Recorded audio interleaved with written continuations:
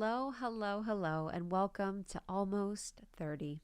Hello, everybody. Welcome to the show. It's Lindsay Simsik and Krista Williams. We are BFFs and we are business partners, and we started Almost 30, if you're new, when we were going through this transition from our 20s to our 30s, and shit was just hitting the fan. We were kind of just thought we should know more about life, about what we should do, about our purpose, about relationships. We were dumb.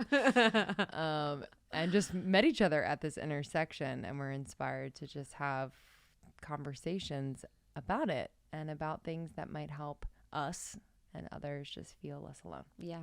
And now we're a community with humans all over the world. We have our membership, which is where we put all of our love. We have bonus episodes that we record, so we go deep on topics that we talk about on the show. We have workshops, we have community live hangs, we have vision board making, we have membership downloadables, we have an SMS text line. It is incredible. Yeah, you guys are the best. But yeah, we also do solo episodes. So today's one of those solo episodes, but you can go back into our library. We have over 500 episodes. And if you see Krista's name or my name on one of the episodes, it usually means we sat down solo to go deeper on a topic that was on our heart and experience, a teaching, a learning. And this is just a way for us to really bring you kind of what we have processed and what we find to be super helpful, especially in this time in our lives. How are you feeling now that sacredness of being single, your program is over? How am I feeling? This program has been one of the most powerful experiences I've ever had because this season of my life was the most powerful season. And so then to bring my learnings into teachings in this program and have very, very vulnerable conversations with women from all over the world who find themselves in this season, it's just taught me so much about prioritizing ourselves and how that just really enhances every other experience and relationship in our lives. And to have 7 weeks with this group and to have this be a priority in their lives was very powerful. It was like a portal. And everyone had a different experience. You know, it wasn't like we all had one goal by the end and we achieved it. To find a boyfriend. To find a boyfriend. Or girlfriend. Just kidding. Obviously not the goal. But, for some people, they really do want to find their partner. Of course. And so it's like, that's real and not something we say like, no, you cannot bring that in here. It's a very real part of, being a human being is wanting partnership. But I find that kind of breaking down the stories and a lot of their beliefs around relationship or around how they are in relationship just reveals like truly who they are, which then they start to attract a totally different experience in dating. So yeah, it's powerful. I loved it. And the girls were just, the sweetest of all time. Yeah. Oh, I'm so glad. Yeah, I do feel like being alone, on purpose, like with intention, is kind of like, lately it's been like addicting for me. I'm like, oh, this is nice. And I'm not usually someone that enjoys spending time alone. I love being around people. Yes. I'm a people girl. But I've been loving being home lately. Yeah. At the end of the day, I love cleaning my apartment. Oh, there's nothing but, even when I was still living in LA and after we would have like a day of working and then everyone would leave, I'd be like, yeah. Like, it's just like an interesting feeling when there's been so much activity in a space in a day. Yes. And then they go and you're like, hello. Yes. Me. Yes.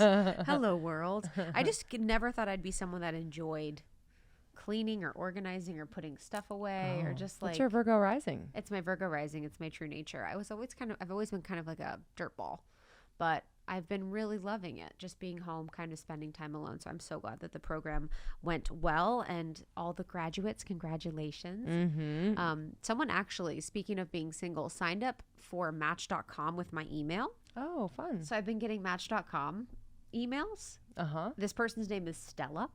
They're like, Stella, you have 40 matches in your area. Oh, damn. It's wild out there.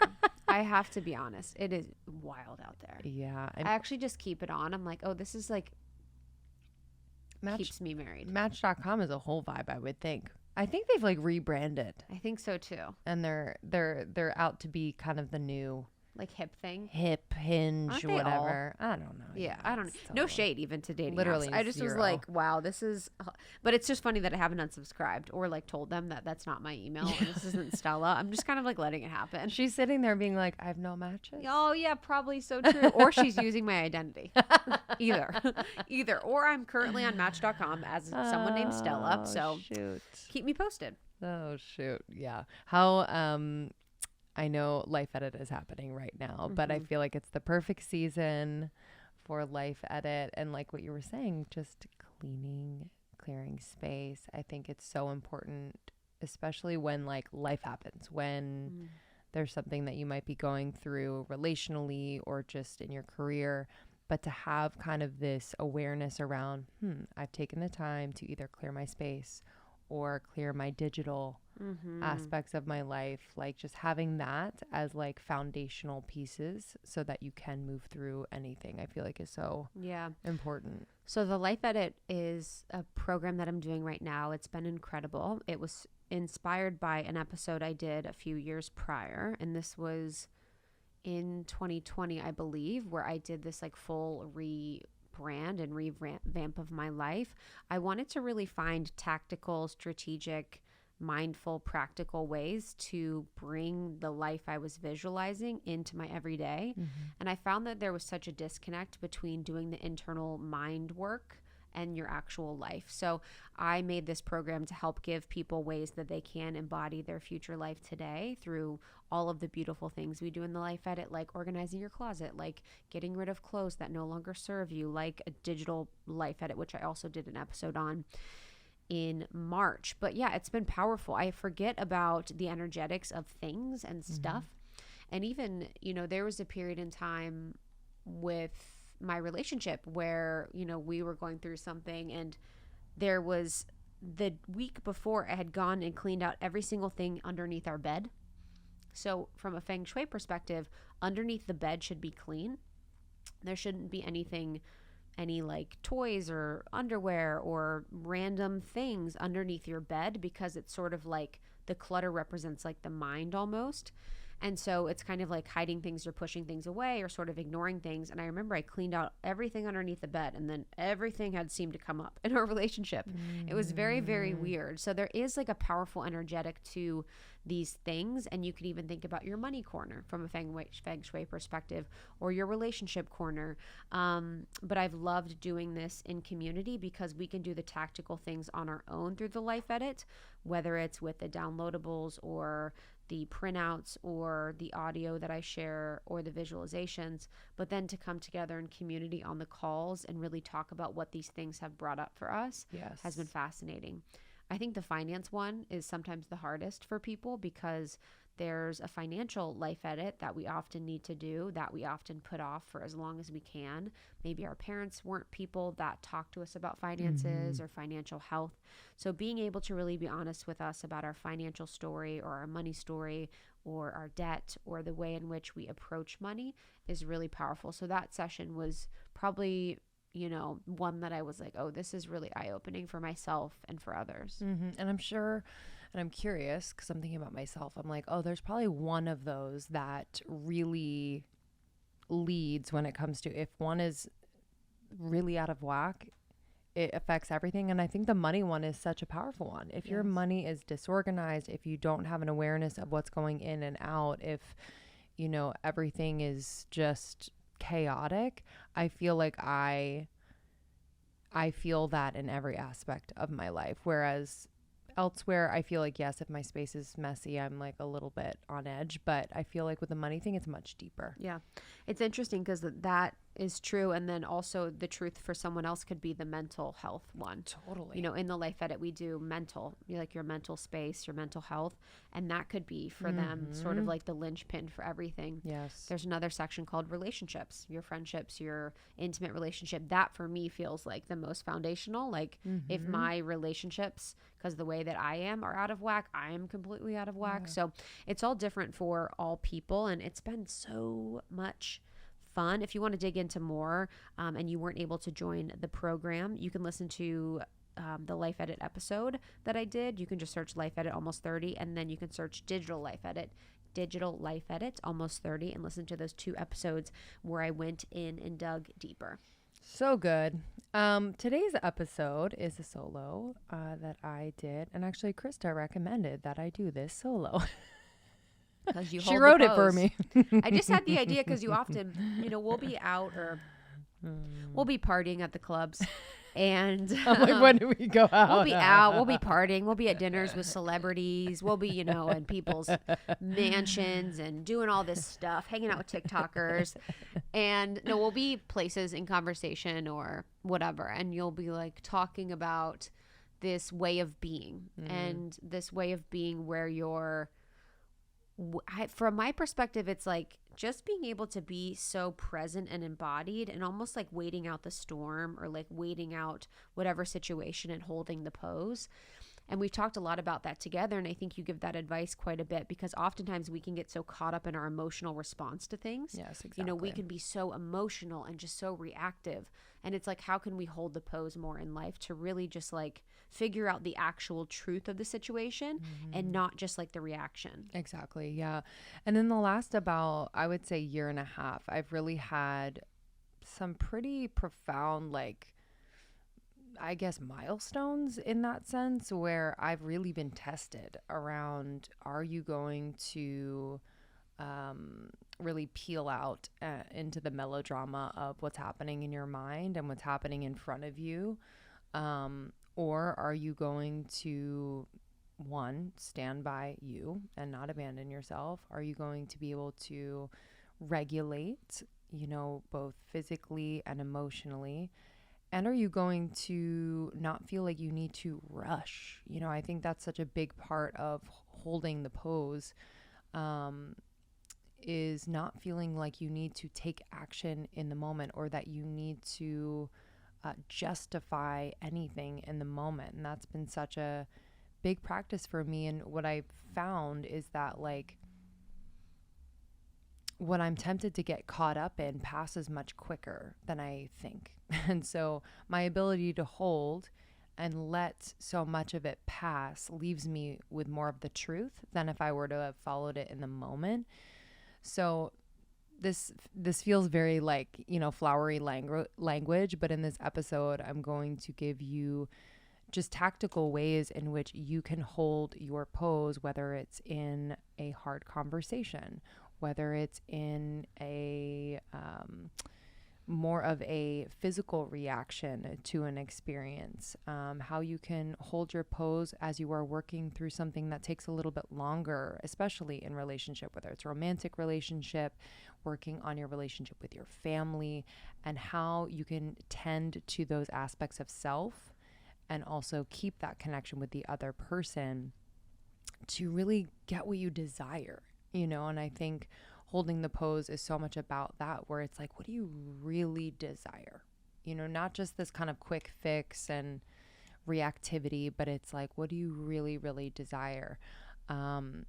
So yeah, this is something that I think, I do tell people a lot to hold the pose. And then I realize that, I think what I'm doing in so many moments is, like yogic in a lot of ways. And I think in the past, and even sometimes now, I'll kind of shame myself for not taking action or not knowing what I want to do in the moment. But what I've realized about myself is that practice of holding the pose allows me to come to my own truth of what needs to happen next and not what someone else thinks I should do or what is expected of me. And so it's actually really enhanced my relationship with myself, my trust in myself, and my relationship with time too. Mm-hmm.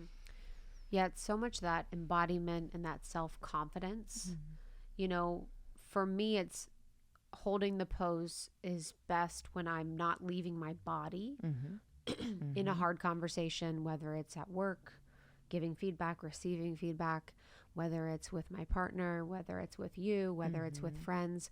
My tendency is to leave my body. Mm-hmm. At those times, my tendency is to leave my body. So, how can I like hold and trust that I have my back, that I can handle any situation, and how can I just be in the experience and often not get caught up in the labels or the stories or anything else around it, and really just be present for what's happening. Mm-hmm. Yes, absolutely. I really relate to leaving my body. And I think, and I talk about a few embodiment practices that really help me to like remember that I'm in a body, that I'm okay, that I'm here, that I'm present.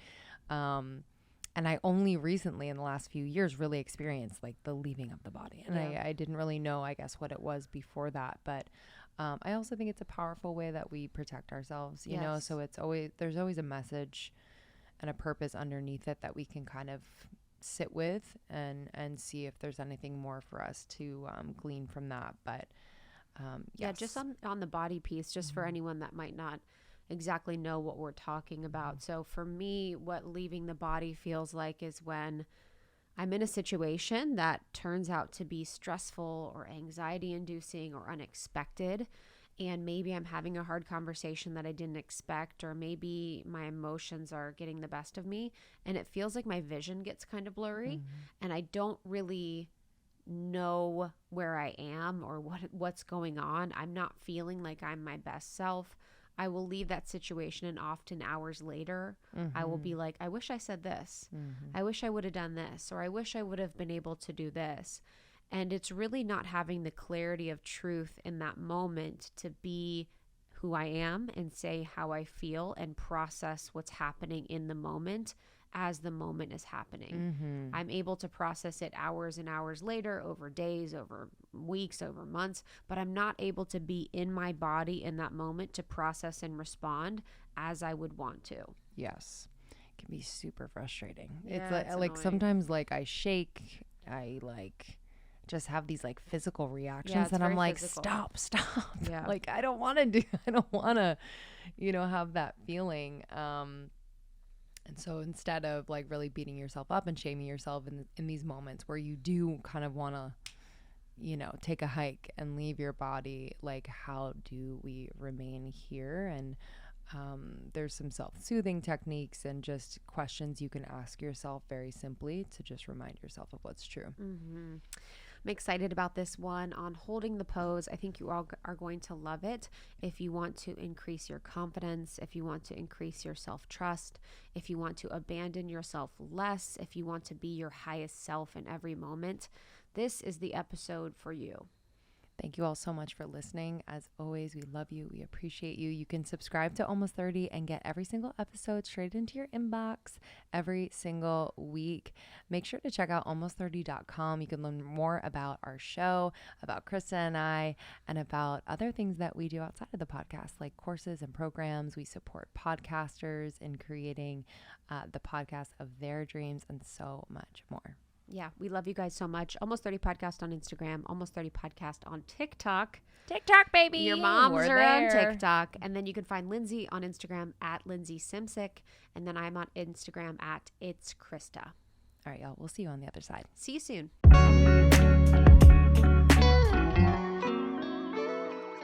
I just got my automated shipment of House of Wise CBD. So I have these stress drops automated. I also have these sex gummies automated. Yep. Little thing about me, I have sex gummies coming to my house once a month.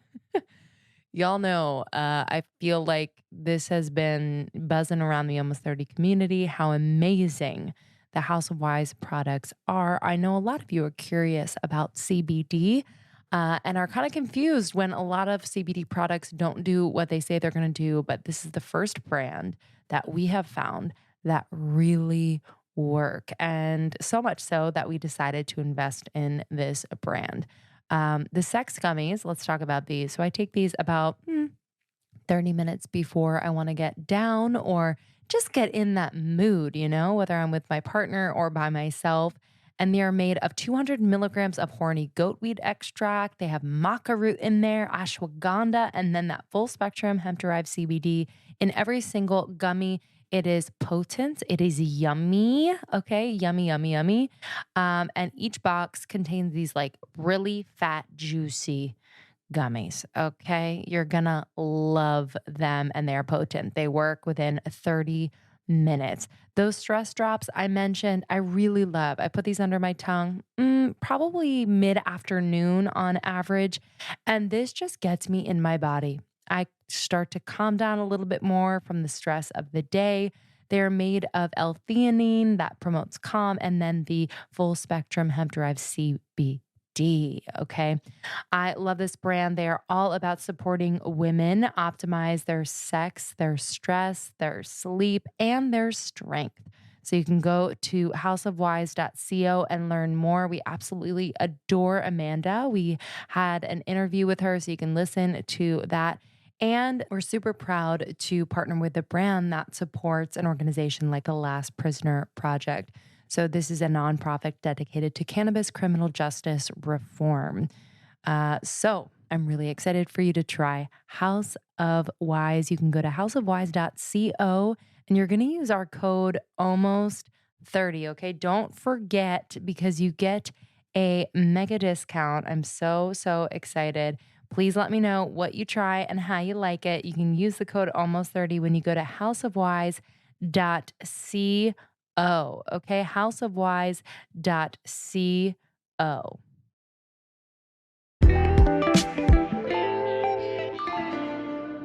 This week, I mean, I really felt it. Starting your own business is a roller coaster. We've been doing it for 6 years and still sometimes things come up. But when we have the systems and tools in place, honestly, it is not that far from coming right back to center and right back to flow. One of those tools is HoneyBook. Okay. HoneyBook gives you all the tools you need to manage inquiries, legal contracts, scheduling, payment processing, and everything it takes to serve clients. And they make it easy to give clients a great experience. It organizes your client communications, bookings, contracts, invoices, payments, and more all in one place.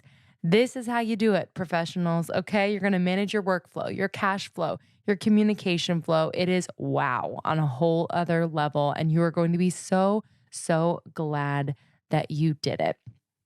You can start your free trial at honeybook.com/almost30 and enjoy HoneyBook for $1 per month for the first 6 months with promo code almost30. I need you to make sure you hear me on this one. Did you? $1 per month for the first 6 months with promo code almost30 when you go to honeybook.com/almost30. Again, almost 30 listeners, you can get HoneyBook for $1 per month for the first 6 months with promo code almost30. Head to honeybook.com/almost30 to get started for free. Hello, welcome to another solo episode. It's Lindsay Simsik. Oh man, I'm so grateful you are here wherever you are, whether you're in your car, you're on a walk, maybe you're making dinner, perhaps you are about to go to bed or you're just waking up in the morning, getting ready. I'm grateful that you're listening to me. And I'm excited to dig into today's reflection, today's guide of sorts on holding your center no matter what. And this is a concept that I think I first became aware of and attuned to through our friend Jazz. You can follow her on Instagram at Jazz of Moon, JAS of Moon. And she talked about this in our conversation with her on our podcast, but this idea of holding the pose. And I just found that phrase to be so powerful. Like I felt it on a cellular level, how powerful that phrase was and how powerful that practice is. So I use it a lot in conversation with friends. You know, if I'm reflecting back to them or giving them advice, I feel like so often the advice or part of it is hold your pose. And, you know, whether it's through chaos, it is through transition, it is through, you know, the unknown, the darkness. It's just such a powerful way to describe an embodiment, a knowing, a feeling, a soul space. So today I want to talk about holding your center. I want to talk about what it feels like to be in your center, what it feels like to be off of your center. I want to talk about taking a little life survey to make sure that you are, from a lifestyle perspective, living in a way that sets you up to keep you on your center. I want to talk about action versus activity as it relates to staying on your center. And I want to talk about ways in which we can cultivate this connection to our center. How does that sound? Sweet. I'm glad you're with me. All right, so get your notebooks out or just get in a really receptive space, and let land what is meant to land and let go what is just not for you. So I sat down and I was like, center. Okay, let me just kind of riff on what it feels like and what it means to be in my center. And so this is what I wrote down. Center is where my innate truth lives. Center is where there is peace and clarity. Center is the seat of the witness where, my thoughts aren't at battle with each other. Center is here and now. Center is at ease. Center is to be happy as I am. And we can kind of feel into our own description and embodiment of being in our center. Can you, in this moment, bring to your mind's eye or bring into just your body that feeling of being in your center? Maybe it's a memory, maybe it's something you do every day where you're like, yeah, I feel really confident. I feel really peaceful. I feel very in my body. I feel unwavering. Let's bring that experience into our awareness right now. If you want to close your eyes, perhaps, if you can safely, just bringing that feeling into the body. And knowing that even just conjuring the memory of feeling centered, brings that feeling into the body, which is so, so powerful. And it's that memory in the cells, the memory in your heart and your soul. And now we're trying to bring in the mind like, hey, you know what this feels like. And so we bring it in. And I want you to start to notice, does your centered feeling have a texture? Does it have a shape? Does it have an image? We'll bring in this idea of giving your centeredness an image a little bit later on, but just in this moment, I want you to see if there's anything that comes through. Is it a color? Is there a vibrancy, a glow?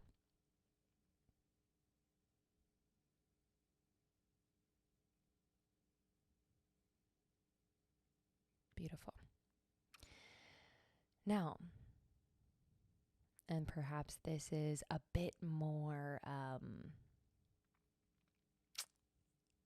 like at the front of your awareness, which is, what does being off center feel like? What does being off center feel like for me? It feels like I'm incredibly dysregulated. My body can shake. I feel as though the thoughts in my mind are like ping pong balls in a room where they just don't stop bouncing off the walls. I feel like short of breath in a way where I can't take a deep breath. I feel scattered. I feel like I cannot hold attention or focus on something. I feel frustrated. I feel antsy. I feel like I have a shorter fuse. I feel like I am very outside of myself, reaching, grabby. There's a desperate energy to being off of my center. There is a tendency to compare myself. So we just kind of notice our own unique expression of being off of our center and what most often this feels like, what it might look like in our actions, maybe in our words. I tend to not be able to express myself. And so we just take note of both when we are on our center and when we are not. And without judgment, we just notice, we take note. It would be helpful for you to write these down and just really drink in the contrast between these two.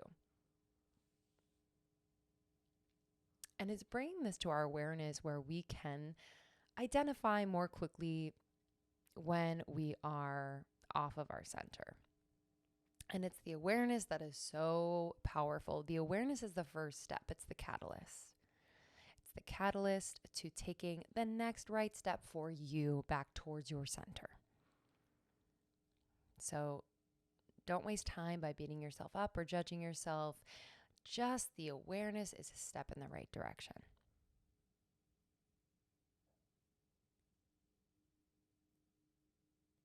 Okay.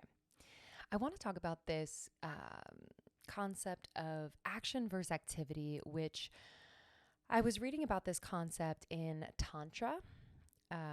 This is by Osho. I'm not sure if y'all have read it, but it's really a profound text. So Tantra by Osho. And I just want to read some excerpts from the book on action versus activity, and then we're going to pull it together with this idea of being on or off of your center. Activity is when the situation doesn't matter. It is not a response. You are so restless within that the situation is just an excuse to be active. Action. When action comes out of a silent mind, it is the most beautiful thing in the world. When activity comes out of a restless mind, it is the ugliest. Action is when it has relevance. Activity is irrelevant. So let's pause for a moment and start to bring in this idea of centeredness and not centeredness. So oftentimes when I am feeling off of my center, I find myself trying to busy or really numb this feeling of feeling out of control. And what do? I tend to clean or organize as a way to avoid feeling the feeling. I will find things that are wrong, find things that are irritating. I will literally seek them out as a way to kind of distract from what is internally kind of nudging me and bugging me and wanting me to tend to it. So I kind of blame the external rather than tend to the internal. I'm going to continue reading from Tantra. Action is moment to moment. Activity is loaded with the past. This is interesting to bring in centeredness. Action is moment to moment. So when you are in your center, I believe that you can live more effectively and more peacefully moment to moment. It is that seat of the witness. So you're able to observe, you're able to take it in, you're not thinking about the past or too far in the future, you are here and now. Activity, Osho says, is loaded with the past. So have you ever been so consumed by something that you've done, said, or something that someone else has done or said in the past, that it has pulled you off of what you know is true, that has pulled you off of that center of knowing what is true, that center of trusting and believing that everything is happening for a reason, that there is a purpose in every interaction, every experience. So let's just be mindful and perhaps write down right now the most consuming thoughts as of late that are from the past. So write these down quickly. Perhaps it is what you said at the end of a relationship, or how someone treated you at work last week. Let's write down these thoughts. And I'll continue reading from Tantra. So speaking on activity, it is not a response to the present moment. Rather, it is pouring your restlessness, which you have been carrying from the past, into the present. Action is creative.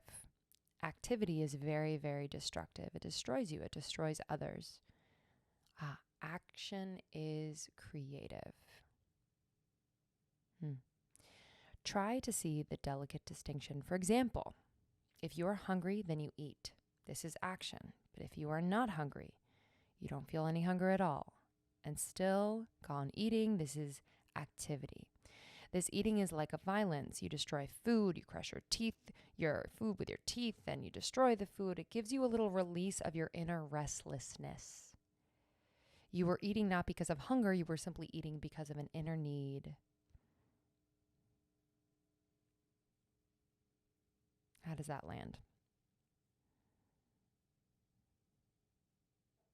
Action is creative. Activity is very, very destructive.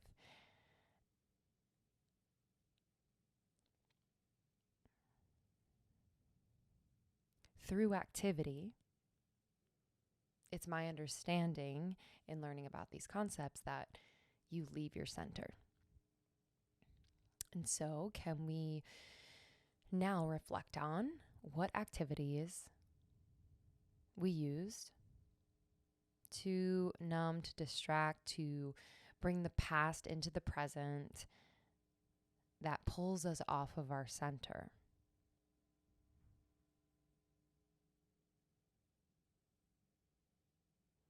I think one for me as of late, and I'm sure a lot of you can relate, is social media.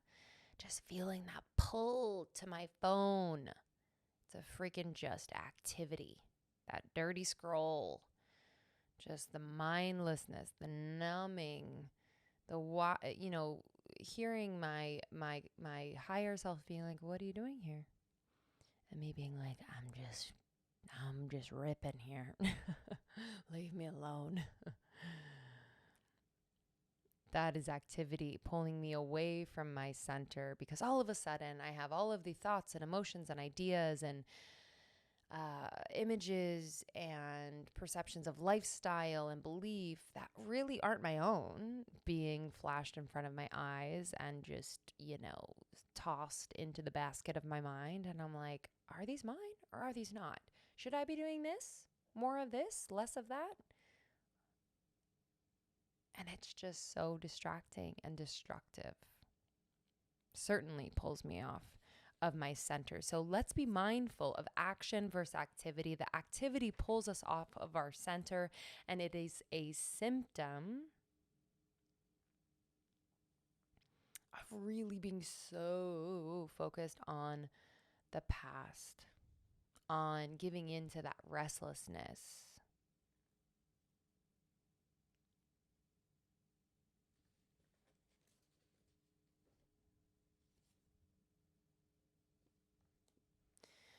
So again, from Tantra, The Supreme Understanding by Osho, I wanted to read another passage.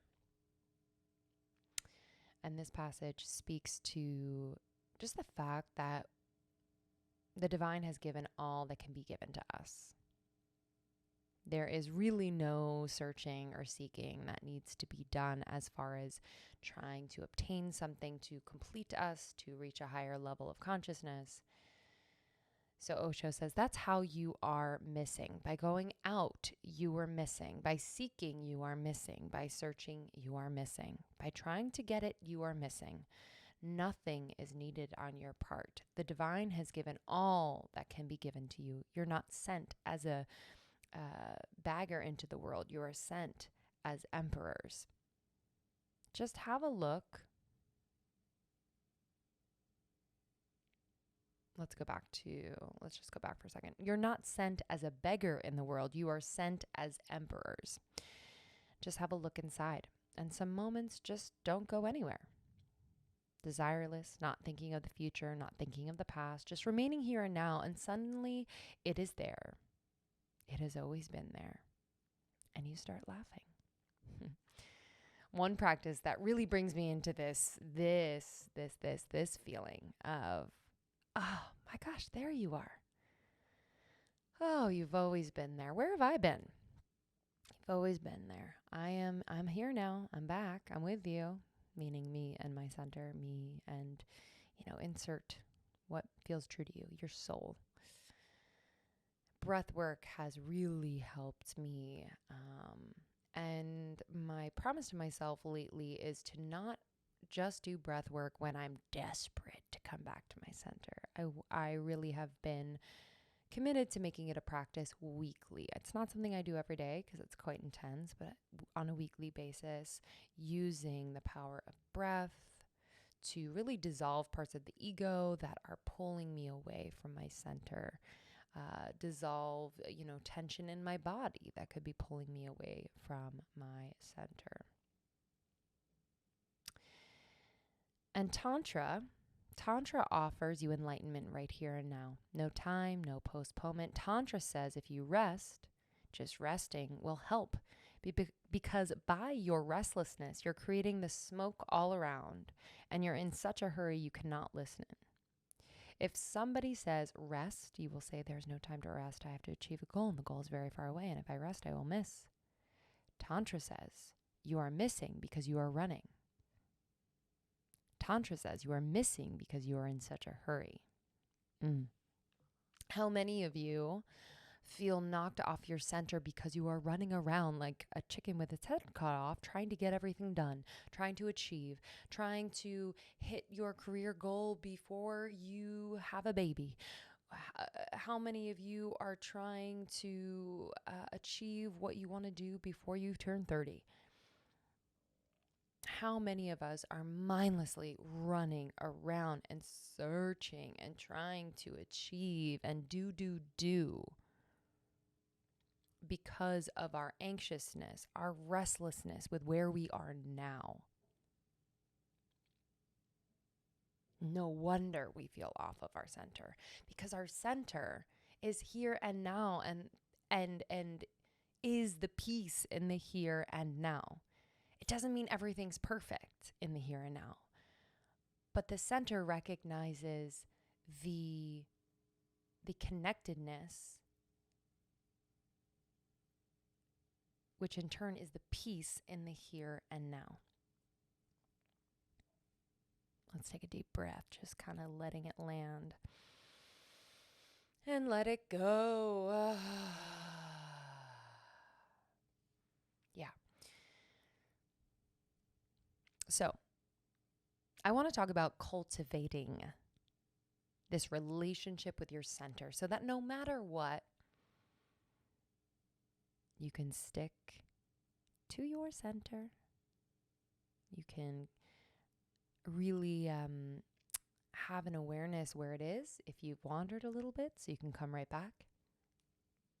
And sometimes in cultivating our center, we really need to get clear and specific on the tactical tools that work for us that help us to cultivate our center in different areas of our life. So what do I mean by that? That's really high level, vague. Let's bring it down to earth. Let me give you an example.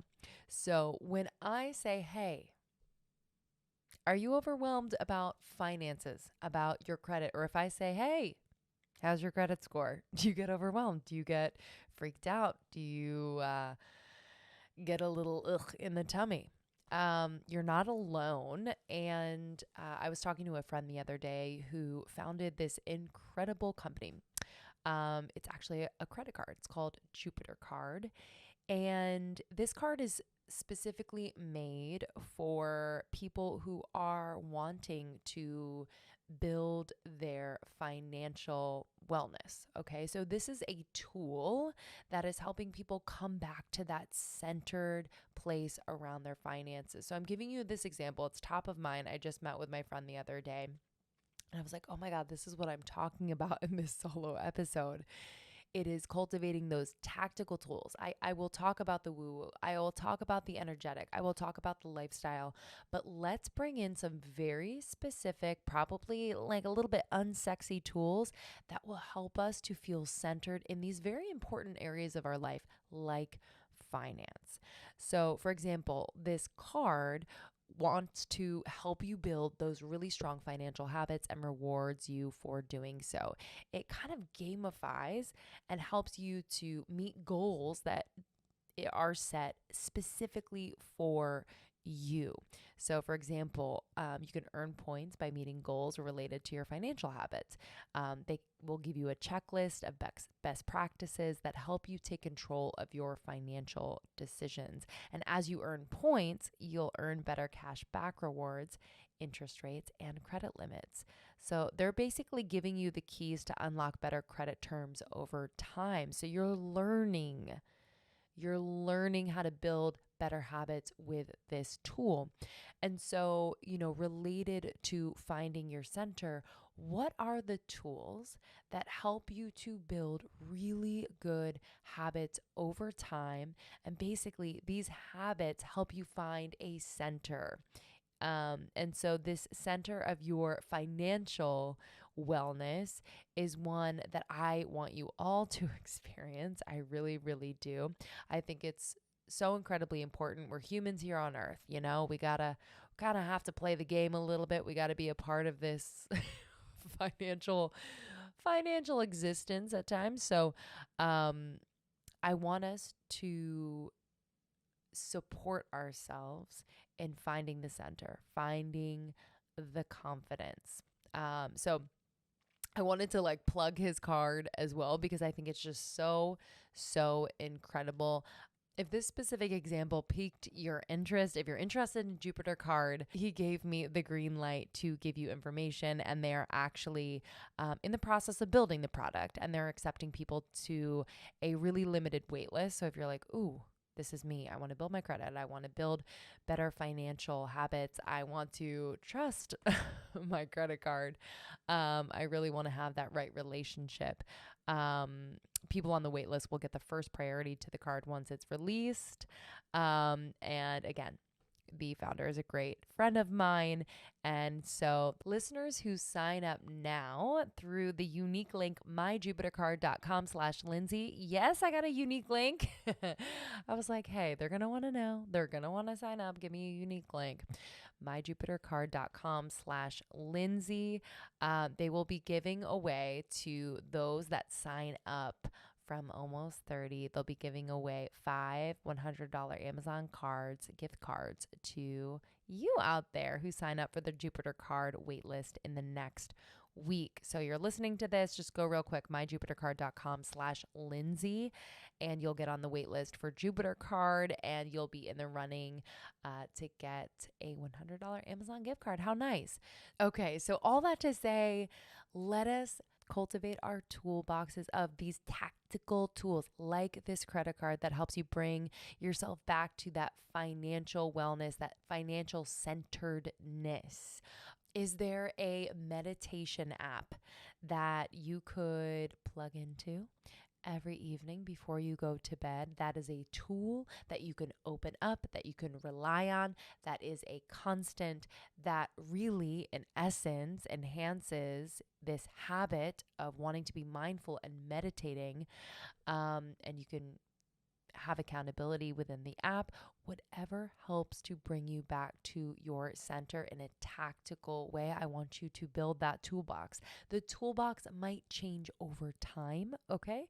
It might evolve. You might get sick of one. You might just evolve through one. So for yourself, take time to get those tactical tools, okay? Tactical tools. One of the tactical tools I love to bring me back to center is my voice notes app, my voice memo app on my phone. You might have a voice memo type app on your phone. And I use this in a multitude of ways to really create a great habit to bring me back to my center in a very specific way. Um, as you know, I love singing. I am writing, I am singing, I am making music. And so I use this voice memo app to catch the melodies, the lyrics, the tunes that just kind of come through me at random. And it could be while I'm walking down the street, could be when I'm in the shower. It could be really anywhere. And so I catch it in this app. And what this does is this helps me to feel centered in my expression where I know it's going somewhere. I don't have to furiously write it down or get it all out. I can just catch it and then I can come back to it. And this creates a habit of not only expression, of singing, of, making music, but also trusting myself to allow it to come through in a very unpolished, unfinished form, but having that tool to catch it really keeps me at my center, keeps me in that knowing that it's all coming through me, maybe at different points, but that it is going to piece together to become something really beautiful. So again, cultivating those tools. I cannot stress this enough. It's kind of unsexy, but having those tools helps you to build the habits. It's the structure to help you build the habits to really keep you as centered as possible. Nothing like a little reset by eating plant-rich foods, plant-rich meals, and Sakara is my go-to. I was just on Instagram earlier, and one of my friends was doing a cleanse by Sakara, and she was just feeling so good. So I was happy she tried it. We've been doing Sakara for years now. You've heard us talk about it. And if you haven't tried it, or maybe you have and you needed the reminder, this is your sign. So if you are trying to eat healthy, if you are trying to incorporate more plants into your diet, Sakara's plant-rich, ready-to-eat meals and functional wellness essentials nourish your body on a whole other level. They have whole organic ingredients. They will retrain your palate, which I thought was the most fascinating and powerful part of this. And they will help you break up with your sweet tooth for good. For sure, that happened to me. So if you're seeking just that, feeling good in your body, feeling energized, digestion on fleek, skin on fleek. If you want to glow, y'all, this is for you. The meals are delivered straight to your door. They're nutritionally designed, chef crafted, breakfast, lunches, and dinners. Okay. They boost your energy, like I said, digestion. They curb your sugar cravings and get your skin glowing. I am obsessed with their meals. Okay. I want to give you a sneak peek of what I am about to receive from Sakara. It's coming, I believe, next week. So next week's menu includes, get this, okay? The Thai burger, sweet potato based burger with rainbow slaw, roasted root fries, and almond butter ginger drizzle. Are you joking me? I'm also excited for the fennel and fresh herb medley with green spring hummus. It has sage seed toast points. Say no more. I also really love their breakfast options too. They have a lemon poppy seed donut with citrus cream. Okay. And I am also really looking forward to the harissa falafel served with the cashew garlic tzatziki, ruby red beet hummus. Y'all, what are you waiting for? Go to sakara.com/almostsakara. That's sakara.com/almostsakara, or enter the code almostsakara at checkout. And you will get, as an Almost 30 listener, 20% off your first order. Go to sakara.com/almostsakara to get 20% off your first order, or use the code almostsakara at checkout. I'm so excited. I just got my Safe Sleeve laptop case, and it also serves as a workstation. And what we love and have loved for so long about Safe Sleeve products is how they are protecting us from radiation. from RF and ELF radiation. And these are lab tested products. Very few anti radiation brands offer lab tested protection. Theirs is publicly available on their website, so check it out. It's hard to avoid. There's lots of radiation going on from our devices these days. So Safe Sleeve is doing their very best using science, using testing to make sure that their products are protecting us. And I just love them so much. They have cell phone cases, they have laptop cases, they have blankets. You can bring this on a plane to protect your body and just that energetic body too from all of the radiation. I'm sure you feel a little funky when you're somewhere like a plane. There's so much. There's the radiation, there's the Wi Fi, there's this, there's that. And so this has really made a difference when traveling. Again, I just got the Safe Sleeve laptop case. It's beautiful. I use it on my lap. So I'll be watching TV, doing work on my computer, and I don't want my computer directly on my lap near the lower extremities of my body. So I put this on my lap and it protects me. Okay. It's like a little mini workstation. I love it so much. So check out their products. They've got a bunch of them I know you're going to love. Go to safesleevecases.com and use the code almost30 for 10% off. Safesleevecases.com. Use the code almost30 for 10% off. I mentioned it a little bit earlier, but in that mini visualization before, I asked if you could give a visual representation to your center. And what I would love for you to do the next time you are in meditation or just in a quiet state, a still state, is bring in this awareness of your center. And I want you to see the beautiful visual representation that reveals itself. Eyes closed, inner world lit up. See what visual representation reveals itself. Is it the trunk of a tree? Is it a beautiful golden rod of light? It could be anything, but see what reveals itself to you. What does it look like? What does it feel like? Does it have layers, textures, colors? Is there a temperature, a vibrancy? And I really want you to get to know and get really curious with the specificity of this place. And so there's this like concrete aspect to your center that we as humans can kind of use to come back to. It's like on a map where you're like, oh yeah, I have to go back to that blue tree. Yep, I know what it looks like. I know what it smells like. I know how tall it is. I know how wide it is. I know what it feels like. So yeah, I passed it on the way here. Let me just go back. So I want you to have a visual representation of your center so that in these moments where you feel a little bit off, you might close your eyes and bring this visual to your mind's eye. Or you might just like bring it into your body and begin to really feel into the sensory experience of your center rather than the sensory experience of the chaos around you. Number 2, second tip, is to create a centering tone. As y'all know, I love singing, music. My fascination and obsession with the voice is so real, and I've had such a journey with my own voice. But I will do this practice just about every day. I choose to do it in the shower. So I take, don't yell at me, I take 2 showers usually in a day to start my day and end my day. They're very brief, just like little rinses of the aura and the physical body. But I will incorporate a centering tone.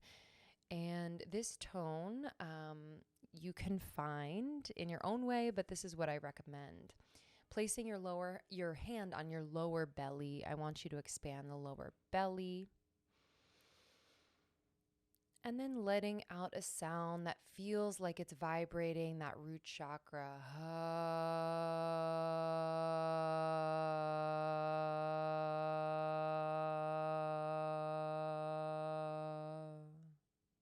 So I had to find it a little bit. So it started out a little tight, little high, and then it dropped.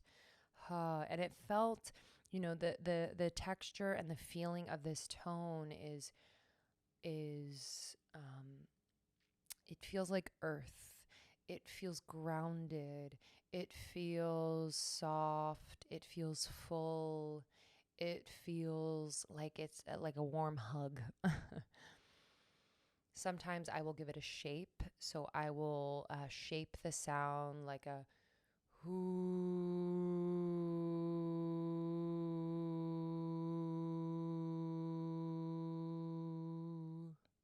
So I'll like round my lips. Sometimes it'll be it'll be ah, oh, ooh, ta, ta.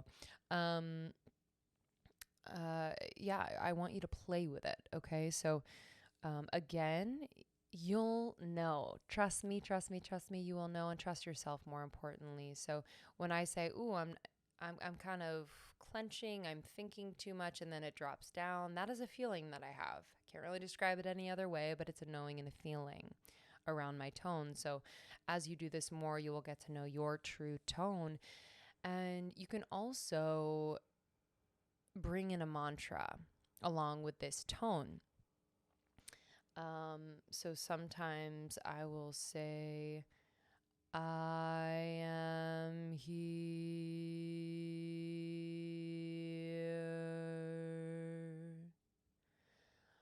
I am here. Sometimes I will give it like more of a musical tone, like, I am here. I am here.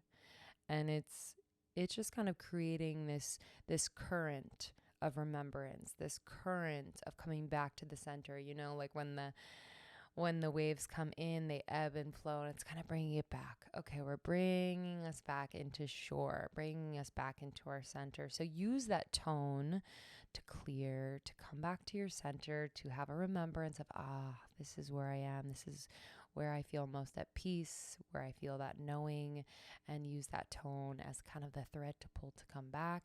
You can incorporate mantra as well on that tone or in a more musical sense. Number 3, you just got to be real with yourself sometimes and just like shoot yourself straight, or give it to yourself straight. So oftentimes I will, when my thoughts are pulling me off of my center, when I just have kind of like crazy thoughts of untruths and, other people's feelings and perceptions and judgments, and I'm taking them on as my own, and the thoughts are swirling and it's getting kind of crazy and chaotic, and I will just snap myself out of it. Literally, I'll just be like, no. And I will say something like, it is none of your business. These thoughts that are coming in and going by and passing through, they're none of your business. Stop. They're none of your business. Nope. I got this from Osho too. He's like, this is none of your business. These thoughts that come and go. So I will literally snap, break the energy. Hey, these are none of your business. Walk back to your center. So you just kind of have to have like a real like pep talk moment of like, no more. Remember what's true. Walk back. Number 4, I want you to do a little audit of your lifestyle. I want to make sure that you are feeling the best that you can feel, because oftentimes the physical body, how we treat it, how we nourish it, how we move it, can pull us off of our center or make us susceptible to being pulled off of our center very, very easily. So let's make sure all that is in check. So let's go through a little checklist that I have. How's your breathing? Are you actually breathing, taking deep breaths?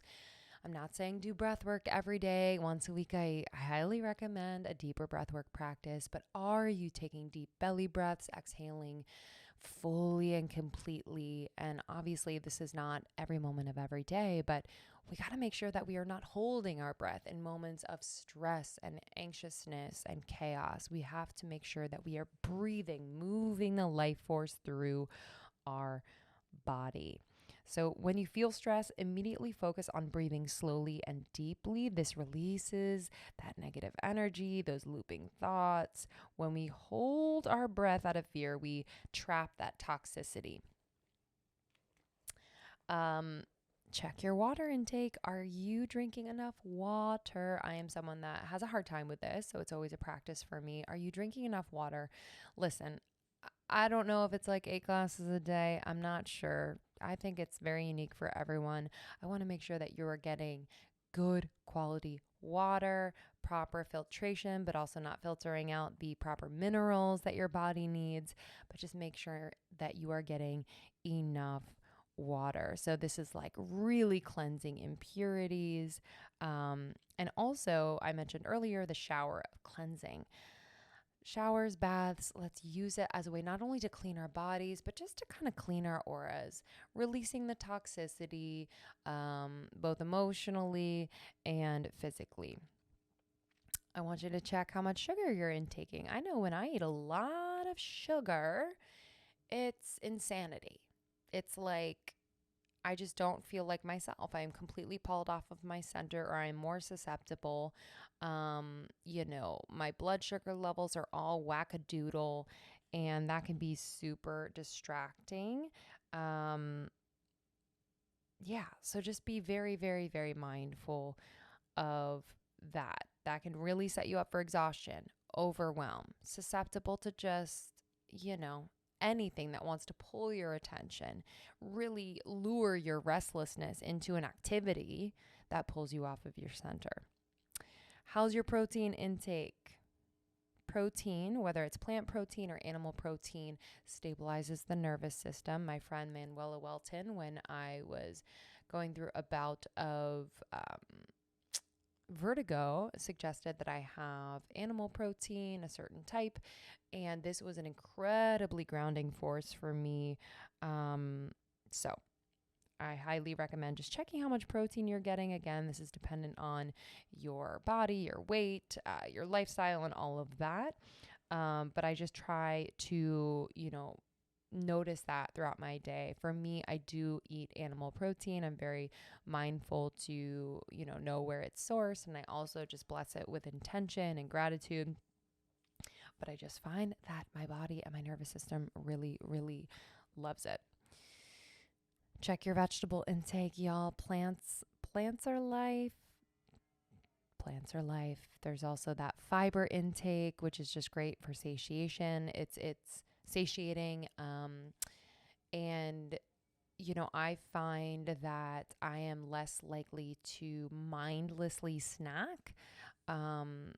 And when I mindlessly snack, I can get into kind of like a little spiral, and then I'm more susceptible to be pulled off of my center. I also check my healthy fats. I want healthy fats. So like avocado oil. I do cook with ghee, olive oil, coconut oil, different nuts, omega-3s, eggs, flaxseed. Really, really important. You want to avoid, obviously, trans fats found in hydrogenated oils and packaged foods that will, just make you ill, clog your arteries. But healthy fats, I find too that it really helps with my cognitive function. There's science behind that. I am not a scientist, but you can look that up. Lots of science behind that. Also, watch your caffeine intake. We all know it. I love a coffee. I have one coffee every day. It's a big coffee, but I have one. And I have a bulletproof coffee, so it's mixed with MCT and ghee. And this is kind of like a slow release of the caffeine, and I just really, really like it. I don't get jittery or anything like that. But it can definitely send you into this energetic mode of searching, needing to get done, do outside of yourself, outside of that center. And so, if you think about caffeine, the way it makes you feel doesn't make you feel centered. It might make you feel energetic, but I don't know if it makes us feel centered. So just check in. I think, this is on an individual basis. Just check in. Am I taking in too much caffeine? Beautiful. Okay, that was my last one as far as lifestyle goes. I also want to add just some social aspects. So perhaps you have people in your life that tend to bring you off of your center. They judge you, they question you. And listen, we are all responsible for our own experience and navigation of this. I think it's always a lesson in that sense to perhaps speak up and say how we feel, what we need, what we desire, what we are available for, what we are not available for. And I think just an audit of your relationships can really help you to navigate at least this beginning of getting to know your center. So if you know certain people take you out of your center or really prevent you from finding your center, maybe it's just a little break while you get a stronger sense of your center. I want you to be mindful of chaos that can live around you that might feel like normal or home. So I live in Brooklyn, New York. It's quite quiet here for the most part. But there are days when there's this construction site kind of catty corner to our building, and there's just a lot of noise. And I notice like that it really can get to me. And so I'll put on like noise canceling headphones and just know to kind of protect my peace during those days, because I know that like lots of noise can pull me off of my center. Sean loves to listen to loud music on the weekend sometimes when we're cleaning or we're doing our thing. And while I have, gotten used to it in a way because I know he really loves that, I do sometimes have to take a walk during that time, because if I'm in a certain state, I know that it might pull me off of my center. So this is really about advocating for yourself, understanding very specifically and neutrally what pulls you off of your center, what supports you to stay right with your center. I would have a little notebook, a centering notebook, to take these notes, take this down as you get to know. So let's review a little bit. Our center. This is where your innate truth lives. It is where there is peace and clarity, is the seat of the witness, like the seat of the soul, like Gary Zukav talks about. This is a place where your thoughts are not in battle with each other. They come and go. You kind of just mind your own biz. Center is here and now. Center is at ease. Center is really to be happy where you are. And just take a survey this week. What is pulling you from your center? Is it people? Is it your parents? Is it hard conversations? Is it stress at work? Is it comparison? Is it social media? Is it lack of rest or vibrant foods? Is it caffeine? Is it loud sounds and environments? Is it chaos around you? Is it the news? Let's just notice this week. Just notice, write down. And is this awareness that is the catalyst? Let's take note of action versus activity this week. Remember, activity is when the situation doesn't matter. It is not a response. It's that restlessness within. Restlessness within. Action is moment to moment. Action, when out of a silent mind, it's like the most beautiful thing. Action is when it has relevance. Activity is irrelevant. So just notice.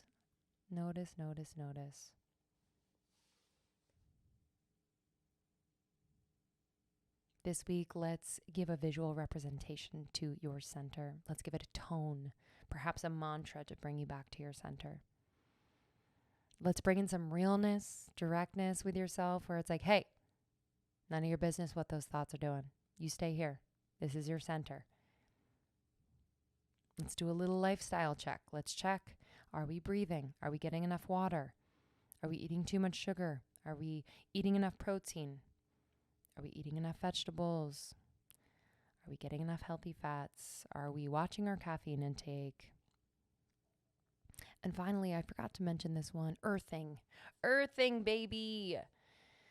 Earthing is a way of connecting to the earth to ground yourself.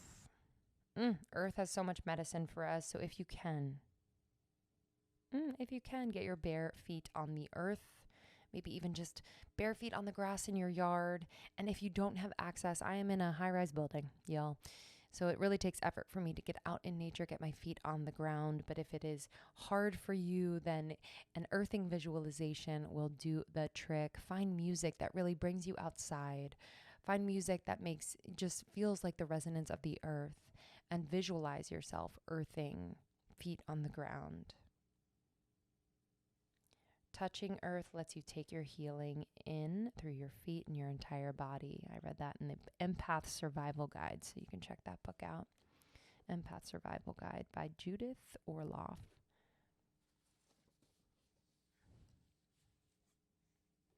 Beautiful. And just remember, last but not least, if you leave your center, you can come back in an instant. It takes practice. It's a choice. Doesn't have to be a long, arduous road. You can come back right away. Thank you all for listening. As always, I want to hear from you. I want to hear, what does your center feel like, look like, smell like? What is it? I want to hear your tones. Maybe send me a little voice note over DM. Let me hear your tone, your mantra. Let me know how this lands. I love you so, so much. Hold your center, and you can do this no matter what. No matter what. You were given everything you need to do this, no matter what. This is a remembering. See you on the next one. Thank you so much. Again, if you want to hear more solo episodes from Lindsay, you can type Lindsay almost 30. There's going to be so many things that come up, but one of my favorites is your anxiety audit that you just did. Thank you. Yeah, I love that one actually. And Krista has so many solos, ones that will be books one day. Truly know I learned to read, maybe. So check those out as well. Thank you all for listening.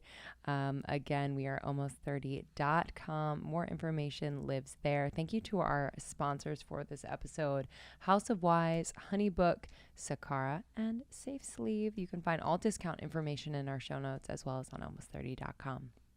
We'll see you on the next one. We love you. Bye. Love you.